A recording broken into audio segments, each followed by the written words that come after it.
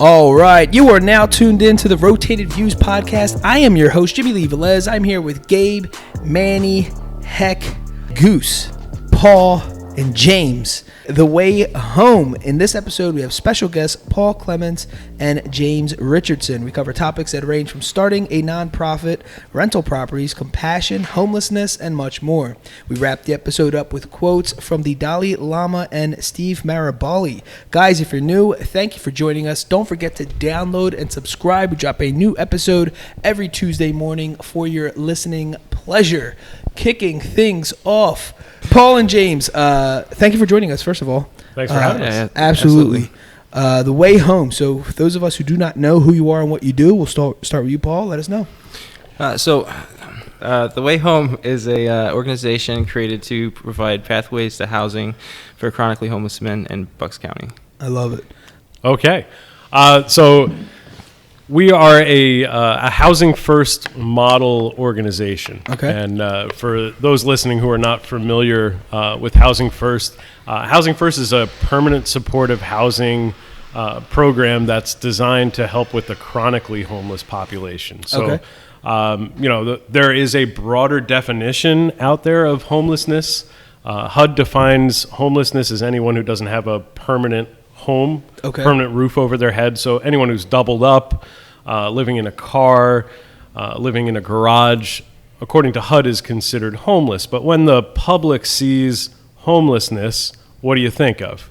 You think of the guy you see on the sidewalk, right? Sure. You think the guy pushing his belongings in the shopping cart. Sure. And that's what we consider the most vulnerable population, the homeless community. That would be the chronically homeless community. Most of the time, those are the ones that are dealing with drug addiction, alcoholism, mental health, the things that keep them from being able to sustain housing. And so Housing First is designed to attack that population's issues. Okay. To try to get rid of the visible homelessness that we see on the streets. Okay. Here in Bucks County, what that means is the camps. We have a lot of woods in the area here, and so we have a lot of homeless camps around the area, and that's where the majority of that population resides. And those are the folks that you see here in Bristol down on the wharf. Right. Those are the folks that you see outside of Walmart. Those are the folks you see holding up signs at the intersections. And so The Way Home was founded to attack that vulnerable population, not attack that population, but attack the issues of homelessness surrounding that population here in our communities. Gotcha. And each individually, how did you get started with The Way Home? How did it come about? Paul, start with you. Well, I was just brought on in July as executive director. I'd done some work with them before as a volunteer coordinator. Okay. Actually, James was a mentor of mine. He actually discipled me, and kind of in the same way we give the homeless population freedom to improve their lives. James kind of did that in my life, and he basically invited me into his house, and gave me the freedom to make mistakes, and it changed my life, and so it became a passion of mine to be able to do the same thing for other men. Wow, nice, very cool. And you, James? So my story kind of goes back a little bit beyond the start of The Way Home. So let's hear it. I was an Army veteran. I am an Army veteran. I served in Iraq in 2003. I was in the first convoy into Iraq in 2003. I came home early, but I came home with some issues kind of in that period before PTSD was really defined. Sure. And there was something wrong with me, and I didn't know what it was. And the route that I took to deal with it was immersing myself in drugs and alcohol. And I actually was a homeless drug addict in 2007. Wow. Fast forward a few years, and I had made my way here to Bristol, PA, through a couple of twists along the way. And in 2011, I was working here in Bristol at Interfaith Housing, which used to meet down off of Green Lane. And their mission was to provide affordable housing to families here in Bucks County. and they worked with HUD, and they had a lot of houses that they had rehabbed, and my wife and I had actually bought a house from them in 2009. So fast forward 2 years from homeless drug addiction, I bought a house, and one day I happened to be at work. I ran a furniture donation center for people that were coming out of homelessness, and the executive director called me into his office and said, "Hey, we're having a meeting here this afternoon to figure out what to do about the homeless camp that's being evicted right here behind Lower Bucks Hospital, and I know you're passionate about homelessness. I think you should be there." Yeah. And so Chris Auth was his name. He sat me down between a man and a woman I'd never met before. The man to my right was a guy by the name of Don Richards, who's a retired Methodist pastor, actually was the founder of AHTN, the Advocates for the Homeless and Those in Need. Okay. And to my left was County Commissioner Diane Marseglia. And I sat through this meeting. But you had no idea. I didn't know who they were until introductions that day. And I thought, what am I doing here? I was a junior in college at the time. I was a social work major, but I didn't have any right to be having a meeting with all these county heads deciding what to do about this vulnerable population in the woods. And to my surprise, in the middle of the meeting, someone asked me for my opinion on what we should do for a program. And a few days before that, the executive director had told me about Housing First. And it came out. I didn't know why. It just popped out of my mouth. Well, Housing First might be an option. Yeah. And so at the end of that meeting, I was tapped along with two other men from the area, Don Richards being one, and Dick McMillan being the other, who is the executive director for the Sunday Breakfast Rescue Mission down in Philadelphia. The three of us became the first administrative team to figure out what to do with this homeless camp. Wow. And so here I was, junior in college, no reason to be here other than I had been homeless myself. Right. And I was part of this program. So we met for a while, and after several months in, Don Richards said to me, I think we're ready to incorporate, and I think you need to be the guy that runs this. I think you need to be the guy that takes the reins and goes. And we actually have to credit him. Don Richards is the one who came up with the name The Way Home. Wow. But at the same meeting that he donned the name for the organization, he also told everyone that he wanted me to become the first president of the board, and that was where we started. So when we went out to talk to these guys in the woods, I was actually standing there outside of their tents telling these men, hey, 4 years from now, you can be in my shoes, because 4 years ago, I was exactly where you are today. So, yeah. What is something you want the folks listening to know about homelessness, and when we see it, what perspective do you have that's kind of different than what we would see? And a lot of people just place judgment on people and just blame them. Oh, that's their fault. Give us a different spin so that we could provide people that it's more of, getting a knowledge behind and the appreciation for what's going on. Yeah, I think, with the world the way it is today, and with the economy the way it is today, when I say this, I think probably everybody in this room can see how this is possible.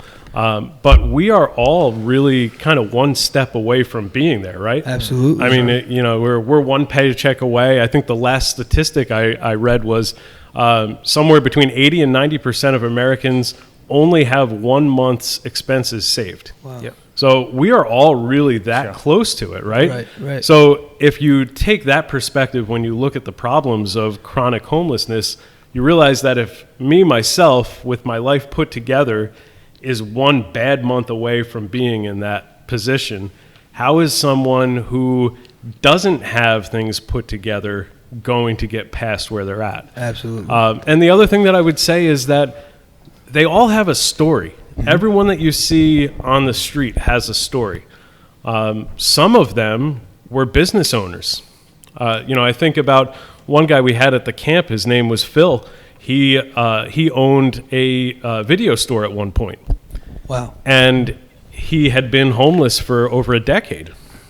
And so, you hear these stories. You start meeting these guys in the woods, and they all have a story. They were all a regular citizen. And I think when I really came to grips with it, it was a story I had heard secondhand, but there was AHTN does their Code Blue shelters in the wintertime when the temperature goes down. Okay. And they do trainings, and so they bring in a lot of folks to come in for these trainings. Okay. And the story that I heard was there was a girl there with her mother, and while they were finishing up the training, a man walked in, and he was dressed in street clothes, had himself kind of put together, and they asked if he was there for the training, and he said, "No, I'm here for the shelter." And when the girl turned around and saw him, her face dropped. Her chin just dropped almost to the floor, and her mother went, "What's wrong?" And when the man walked away, she said, "That was my English teacher a few years ago." Wow. Gosh, it just gave me the chills. Right? Wow. So, I mean, it's very clear that is the case. Now, what separates that story from the vulnerable populations is that usually that is paired with something else, and that's usually paired with something else because of that word chronic. Chronic meaning either for a long period of time or several periods of homelessness. Right. And so if you think about that, if you're on the street and you don't have a way out, what's your coping mechanism going to be? Sure. Some of us have our faith to lean on. Sure. But some of us don't have that, right? And so if you don't have something to lean on, you're going to turn to alcohol, you're going to turn to street drugs to cope, or you're not, and you're going to deal with the mental health aspect of things. Absolutely. And so, yeah, so those folks that we see that we say, "Oh, what's wrong with that guy?" That's usually what the case is. They were a person just like us, working a regular job, living a life, and then things fall apart. And I know, Paul, you can speak to that because you've spent quite a bit of time with those guys. Oh, yeah. We spent some time out in the camp behind Michael's carpet back when it was a thing. And, you know, one thing I'd say to people who don't have much experience with the homeless population is, like, remember that the person you're looking at has been through a lot. Mm-hmm. The person you're looking at has gone through some traumas that you might not understand. Sure. And they're not just going to be open to admit that. Absolutely. You know, and sometimes it's really difficult for someone in that position to even admit that they're suffering. You know, most of the times they'll say, you know, "Oh, yeah, I choose to be homeless." But, you know, I'll tell you, I've spoken to guys who are like, "Oh, yeah, I'm cool. I don't need an application. That's fine. But you know, I'm not looking for housing." But I'm like, "Well, would you like an application?" And they're like, yeah, let me get that. Let me get that application over here.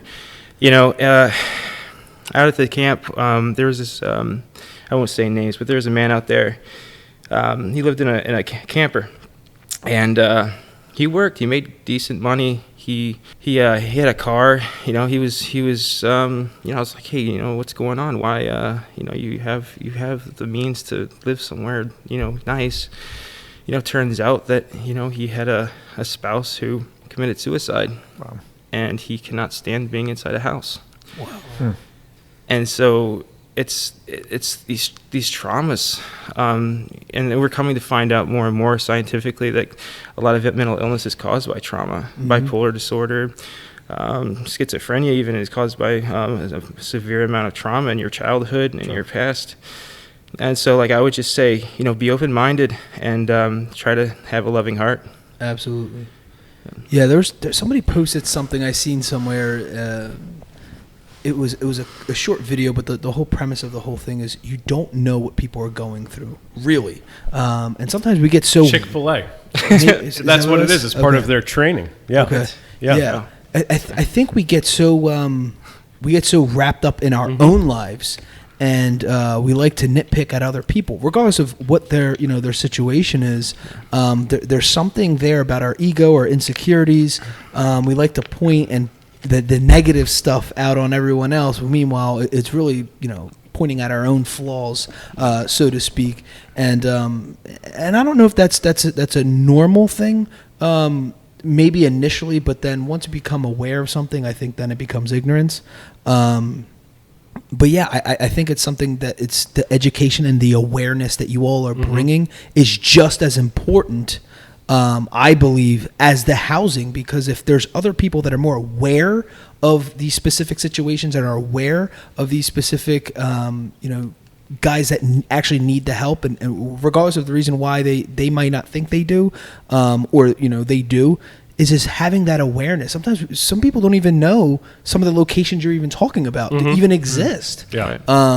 Whether it's just they never got the exposure or they don't want to. But just bringing this awareness now is bringing it to the forefront. It's making people think, especially, we all forget how blessed we really are, especially with the holiday season coming up. That's what's just like crushing me right now. Just like thinking, I just got so wound up in thinking about, somebody posted something about Christmas shopping. So all day today, I'm thinking like, who the heck goes Christmas shopping in October? And I'm thinking about all this stuff. It's so minute and so ridiculous to even wrap my mind around that when there's, bigger issues going on, and you have to catch yourself. You get lost in the sauce sometimes. Yeah. But I do appreciate that, what you guys are doing. And I know you mentioned about an application. Can you explain what the application is? How do you qualify someone? Well, so I'm going to leave that part of it to you, but there's a backstory to that piece that I'm going to speak to really quick. I mentioned earlier that this model that we are based on is the Housing First model. And this is a model that it's been in existence now for over a decade. But there's a career social worker by the name of Sam Simbaris who started this. And there's a few cities where it really took hold, but New York City is where it got started. And this is going to speak to your question about who qualifies for housing. Got it.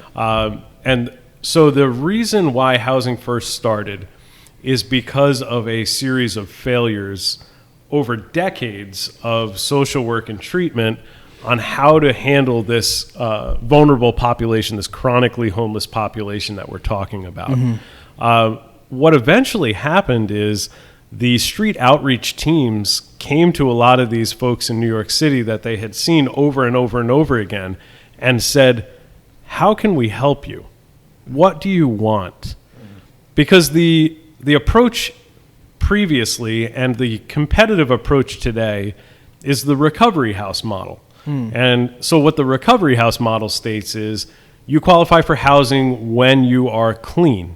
So when you've gotten into a program and you've proven that you're stable enough that we can put you in a house, then you're going to qualify. And there's almost a hierarchy to the type of housing you're going to get. So, you start out at the sober house or the halfway house, and you work your way up until you can be on your own and be in housing. That question that they asked was critical. How can we help you? What can we do? Because the answer that they actually got was, I want a place to live. I want housing.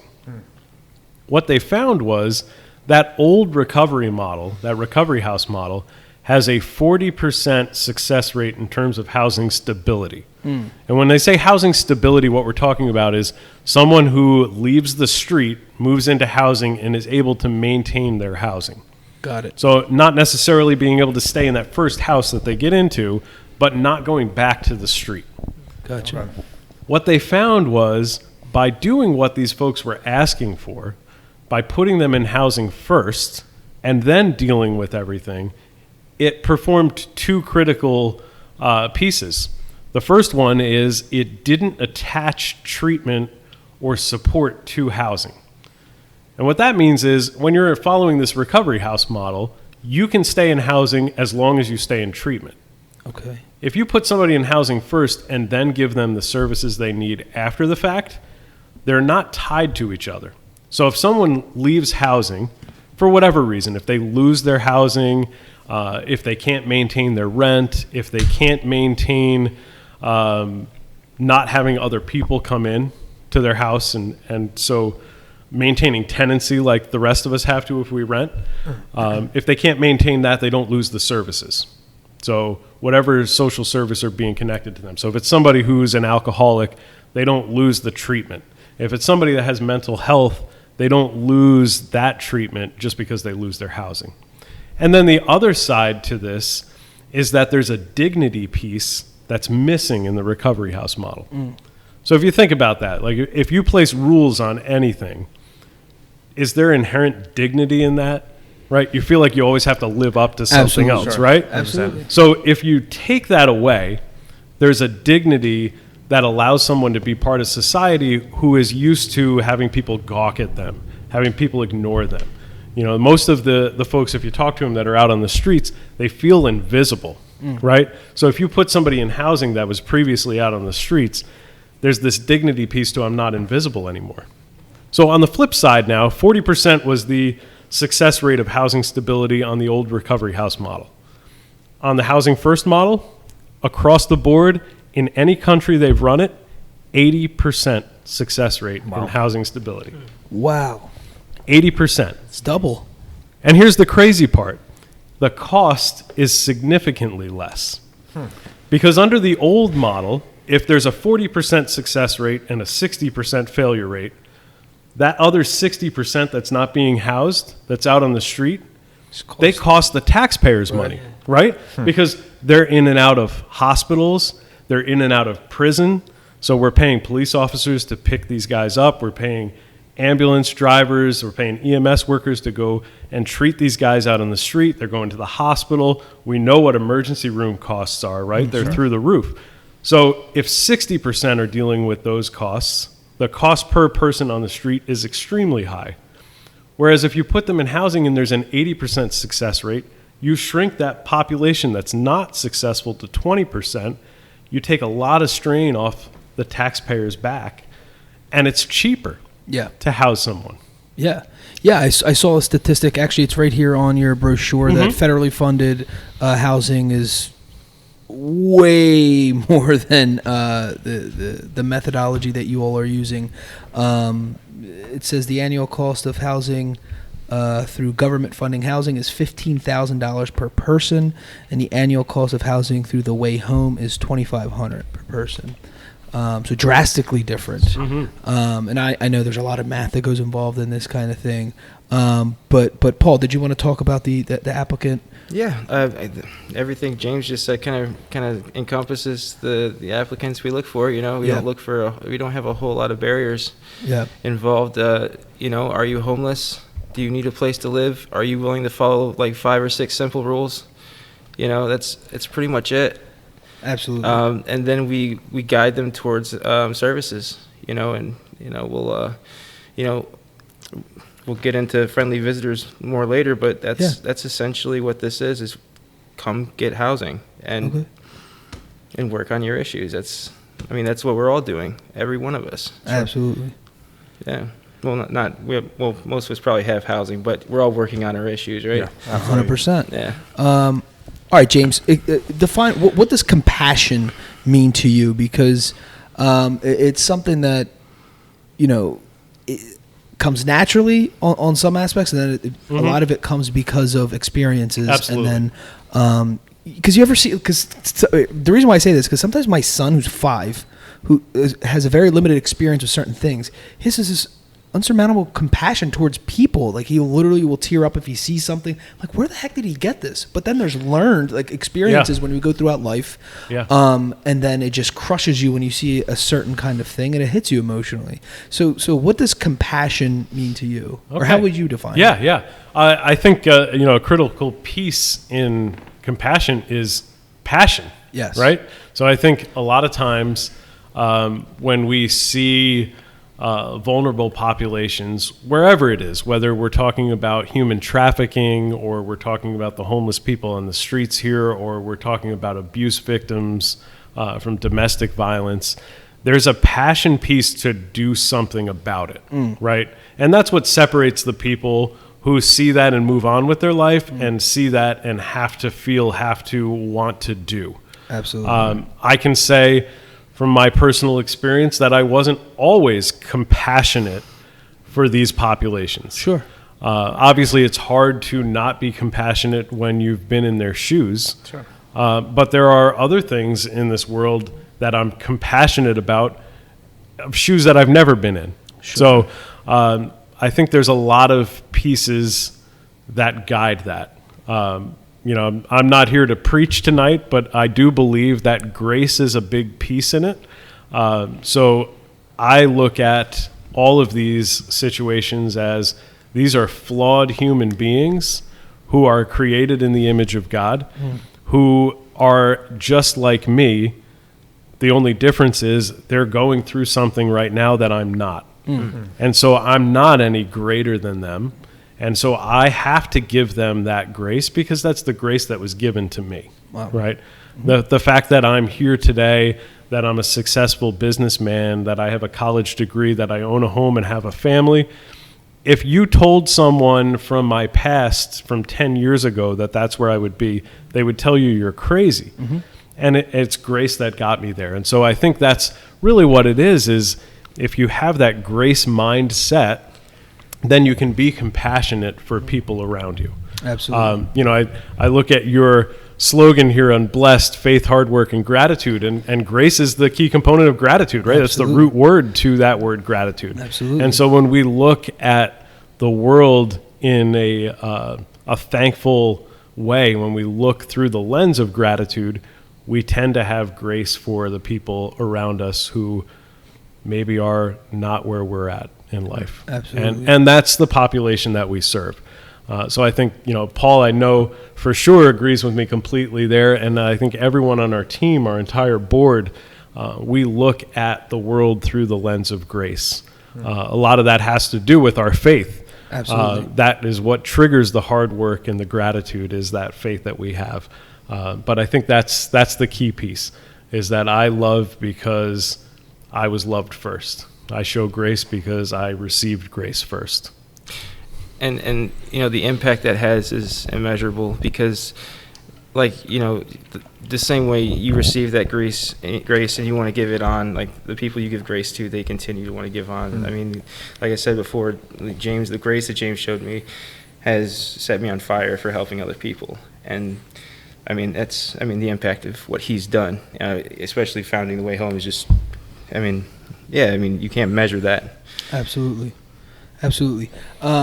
So have you guys followed up with someone that was placed in housing and where they are now, or how do you guys stay in the loop with them? Mm-hmm. Is there like monthly meetings where you're just kind of are they able to stay in tune with you all, or how's it work? So a lot of this has to do with the needs of the individual. Okay. So, and this is kind of the beauty of Housing First. And what research has shown is actually that people tend to need the rent support longer than they need the services aspect of things. Okay. Right. So, think about that.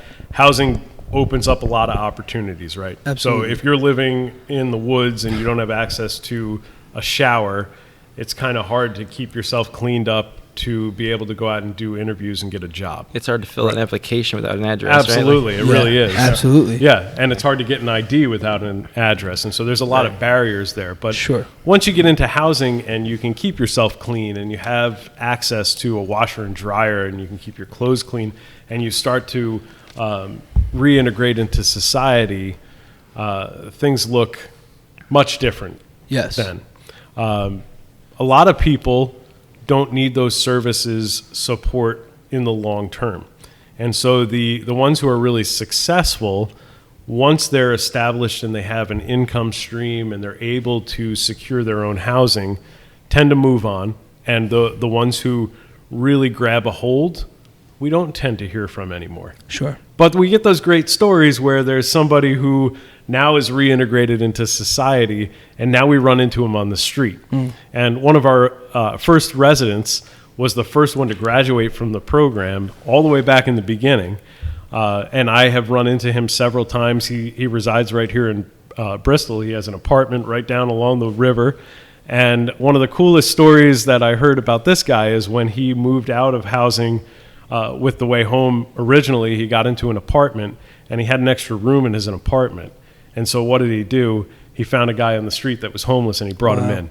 And he had this guy live with him for like 6 months. Wow. And then he moved into a bigger apartment and he got his life together and he's had the same job since then. Wow. So it's just really neat to be able to run into somebody like that. Yeah, definitely. And have a conversation with him and have him watch my kids grow up. And so now my daughter was born when I was originally part of that first group. And so now my daughter just turned 6 yesterday. Wow. And so he will see the kids and go, oh my goodness, they're getting so big. Yeah. And it's crazy that, this is a guy who had been homeless, living on the street, and now knows my family, and he's a citizen of the town.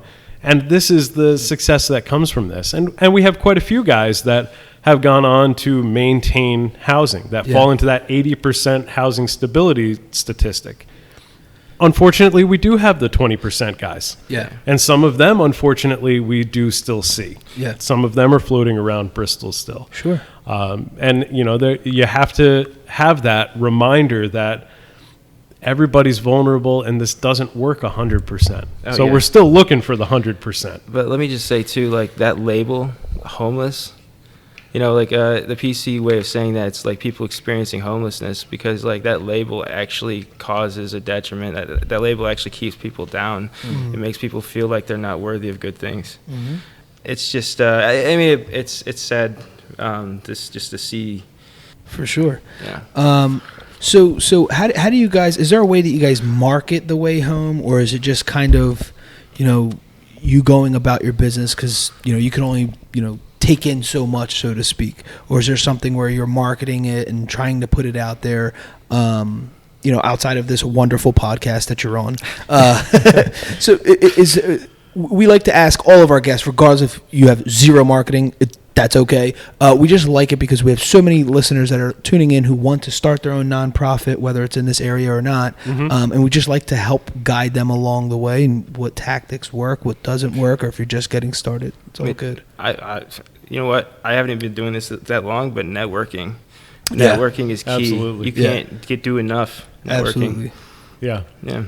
I would say to the folks who are starting out, know your audience. That's kind of the biggest piece to it. So, for us, The Way Home, we're a social work program. Yeah. So our audience, as far as outreach goes, is the social work arena. So, know where your social work circles are. For us, there's a meeting during the school year of all the social work agencies in all of Bucks County that meets once a month. Okay.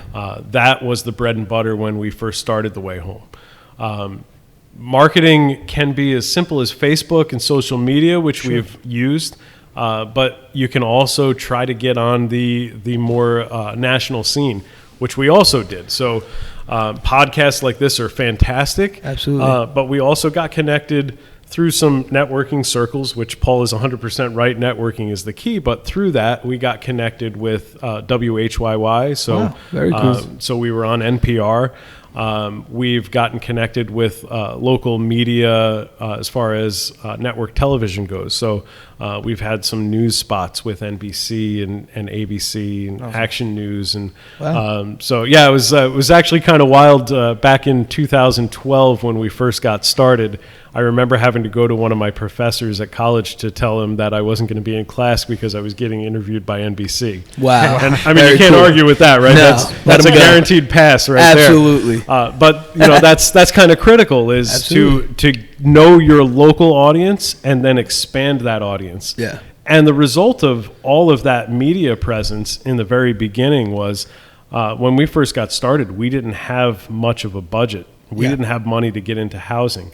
And so through one of those reports, someone in Harrisburg happened to hear this report about what was going on, and they found some HUD funds that were available out in western PA and transferred those funds over here to Bucks County. Whoa. And through the Bucks County Opportunity Council, we received these funds to open the first house. Wow. And so that can be what happens. And so just don't limit yourself. That's my advice to anybody who's starting out. Start small as far as your structure goes, right? Get your board together, get your organizational viewpoint together, get your mission statement together, get on the same page, but start small and get your message out. Absolutely. Yeah. All right, so switching gears a little bit, finding landlords. On the brochure it says finding compassionate landlords. What does that mean? Is that a partnership between you all, or is that just finding someone who's willing to work with The Way Home? How does that go about? How does that conversation start, or how do you find these guys? Well, so Paul's job in all of this has been to find a house. Yeah. But that's a great point as far as finding a compassionate landlord. That speaks to where we have struck failure in the past. Sure. When we are working with a landlord who buys in, who believes in what we're doing, who wants to help, there's less likelihood of losing that housing. Got it. And so when we're trying to rent a house, we're not looking to rent a house for a 1-year lease and be done. We want to move into the neighborhood and stay. Got it. And so the problem that we've run into in the past is having houses switch hands and new property owners not want to participate. Gotcha. Or having landlords who are compassionate in the beginning and then lose patience over time, because we are talking about a vulnerable population. We are talking about a population who can be difficult, who can bring up some hard times, and we work through that. And that's where Paul comes in, and part of Paul's job is actually to be the overseer of the day-to-day. And I'm glad to pass that along to him, because that was my job in the beginning. And, Sure. And it's a tough job. So Paul does definitely have a tough job to do.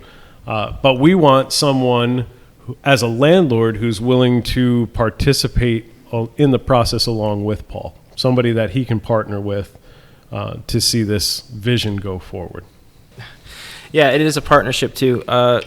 You know, and the difficult thing with it is that people are trying to protect their investments. And it's understandable. Everybody wants to protect their investments, Sure. you know. But there's also this level of security that comes with an organization that's going to take care of your property while the individuals are living in it. Sure. You know, there's like James said before, a passionate person is someone who has a passion for looking into the lives of others, seeing a plight, and acting on it. And that's you know, we've had compassionate landlords. There's a lot of compassionate people in this community and in this county. You know, I've had several conversations with many different people who are advocates for the homeless, who are out there looking for a place for us right now. And you know, if anyone out there is willing to, you know, Absolutely. help us out, to help out the community, to you know, to get people off the street and inevitably improve property values too. If you think about it, like that's something that comes along with that. You know, feel free to reach out. That's it's a difficult thing, but it's a sacrifice of love almost, when a person can lay down their assets, lay down what they have to love another person, and that's what we're looking for as far as a compassionate landlord.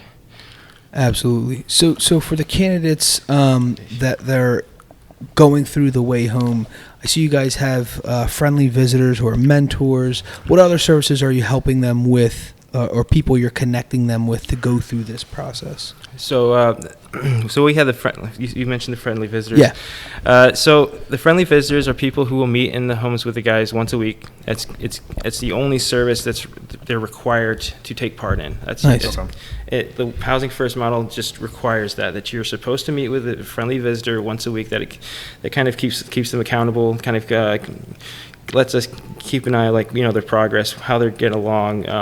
You know, make sure that nothing is getting broken in the house, nothing bad's happening. Sure. As James said before, it's a vulnerable population, so it's important that that's taking place. So we've partnered the AHTN, and there's a couple churches in the area who have also offered up some people who would like to be a part of that. And yeah, I mean, we're going to set out. There's a big pink book in at least our county, and it's basically a directory of all the services, mental health. What else, James? There's a bunch of different services in that book. Basically, we're going to set that in the house, and you know, when they decide to choose, when they choose to go after those services, our mentors will be trained to direct them in the right on the right path. And yeah, that's pretty much it. It's autonomy. They have the choice to pursue the services they want to pursue, and they get to do it on their time when they feel comfortable. You know, you can't force people to water. Absolutely. You know? Yeah. Absolutely. Yeah, and when we got this started, we didn't feel like there was a need to reinvent the wheel. Sure. You know, that all those services that are needed are out there. Absolutely. And so there's no reason for us to bring in-house social workers in to do jobs that are already being done. And yeah, there's case managers out there that have a very heavy workload, but there are some out there who definitely have the passion to take on more people. Absolutely. Yeah, so that's critical.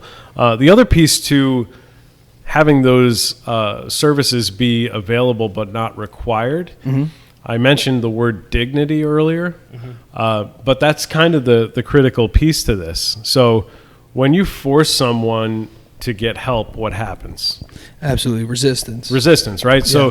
So we have, in this country, we have a problem with not just incarceration, but we have a problem with mandatory rehab, right? And what's the story that happens around mandatory rehab?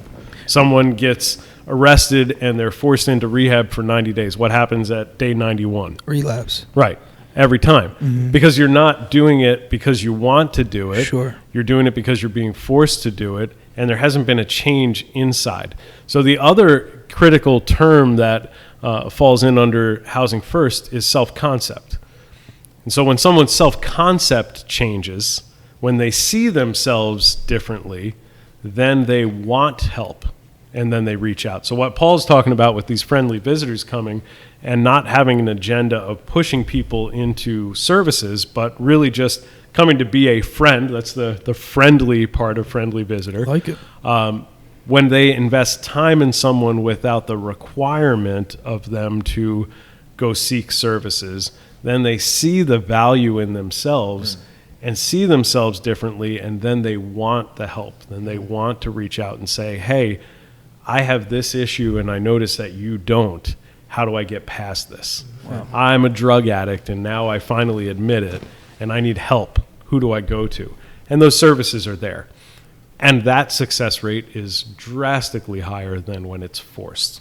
Absolutely. And one of the best things about this, there not being like any time constraints on the residents' stay in our houses, is that it allows people just coming in to kind of see the progress of the people who've been there for a while, and that can actually motivate them to see themselves differently. Absolutely.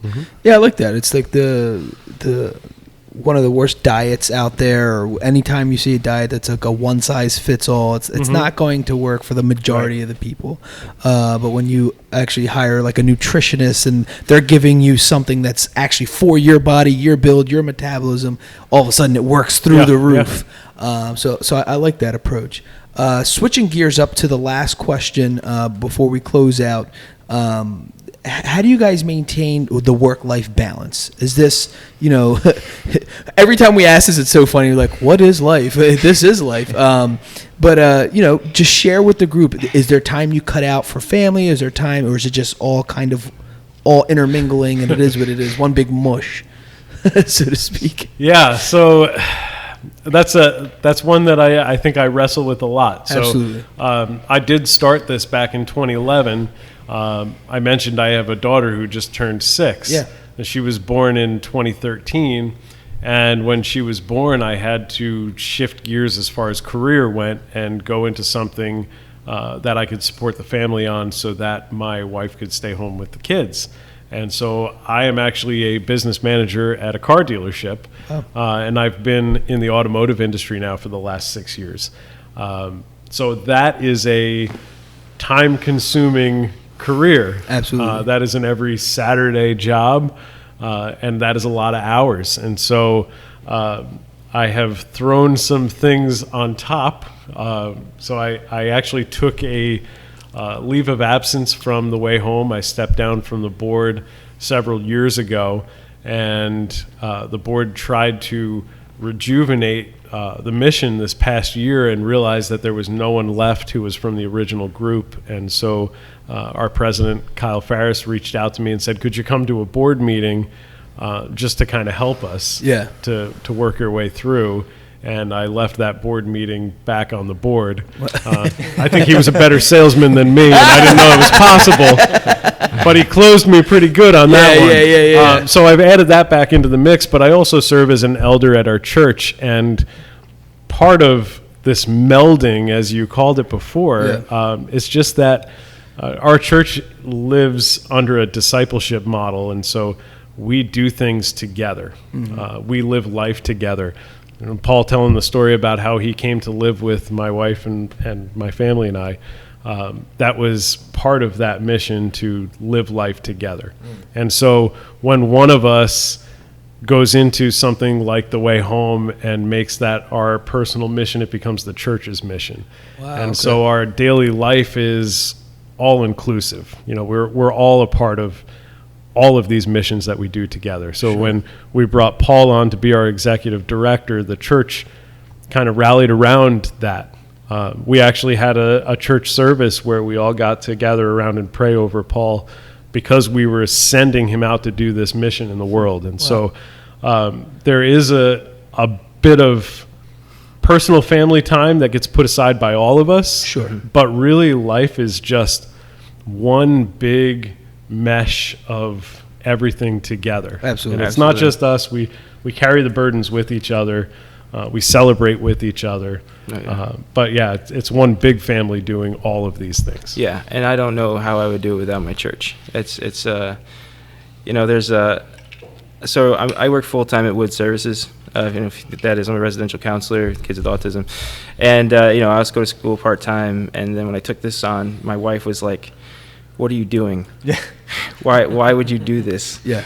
And you know, it's just felt like a calling. But honestly, what's gotten me through it, it's been really stressful. It's the time constraints and like having to like reprioritize everything. A few things that got me through it. Just really setting aside time for my wife. Yeah, I mean, noticing when I need to spend time with her, and then also like just the wisdom of my community, of the community. Like, if you don't have a community, you should probably go out and get one, because it is the most powerful thing you can have in your life. There's nothing better than the counsel of others to get you through. Yeah, and also just, I don't know, there's like this whole perfectionist thing I had, where I had this 3.95 grade point average, and I had to let that die. And like, it's okay that dies, you know what I mean? Like, if you're a perfectionist, like sometimes things can be less than perfect, and it's okay. Sure. So if that's helpful to anyone. Absolutely. Yeah. All right, before we close out, do you guys want to, do you have any phone numbers they can call, websites, social media handles, anything they can get in contact? If someone wants to support, I do see you have someone pledging or someone wanting to volunteer. How do they reach you all? If you'd like to reach out to the Way Home, our phone number is 833-WAY-HOME. It's 833-929-4663. You can reach out to me by email. It's pclements.twh@gmail.com. Perfect. Any closing words, James? Sure. For all of those who are out there listening, the one thing I want to leave you with is to remember what we talked about as far as who that population we serve is. Remember early on, as we were discussing this tonight, we talked about how close we all are to being in those shoes. Sure. And so the next time you see that guy standing on the street corner, I challenge you all to not look at him the same way, to remember that that's a man with dignity with a story. That's a woman with dignity with a story, who's hurting just like you've hurt in your life. And have some compassion there. Get that passion for the people who are critical populations or vulnerable populations, and reach out and help. And, you just heard the phone number for the Way Home. Sure. There are a few things that we need. We do always need volunteers. Paul mentioned earlier that we are looking for landlords. So if you are a landlord and you have the ability to help, please do. Absolutely. And if you have money that you want to give, we always have the need there. Absolutely. You can give on a monthly basis. We always challenge people to give to support a currently homeless man get housing. And that can be as simple as $150 a month to subsidize their rent. And so I think most of us can figure out a way in our budgets to come up with $150 to do that. And you will for whatever it is that you're passionate about. Sure. So if there are those out there who are passionate for this mission that we have, please reach out. Call Paul. He'll get you in touch with our bank account or get you the information for our bank account to be able to deposit money either through PayPal or through any of the other ways. Sure. But partner with us if you have a passion. I love it. Absolutely. Well said. All right, so there you have it, folks. We like to close out our podcast with quotes, and the first one is by the Dalai Lama. Compassion and tolerance are not a sign of weakness, but a sign of strength. And the second one by Steve Maraboli. A kind gesture can reach a wound that only compassion can heal. The way home in this episode, we have special guests Paul Clements and James Richardson. We cover topics that range from starting a nonprofit, rental properties, compassion, homelessness, and much more. We wrap the episode up with quotes from the Dalai Lama and Steve Maraboli. Awesome. Guys, thanks again for joining us. The Rotated Views podcast was produced for self-development purposes. Huge shout out to our sponsors. This episode is brought to you by the Blessed Lifestyle brand. That is BL3SSED.com. Also sponsored by the Motivation Files Unleashed. This motivational mixtape will be your fuel for success. Available on all platforms. Guys, don't forget to visit the website, JimmyleeVelez.com. Follow us on Facebook and Instagram at Rotated Views. If you have any inquiries or questions, email us at info@JimmyleeVelez.com. On behalf of myself and the rest of the crew, we wish you massive success. Stay blessed.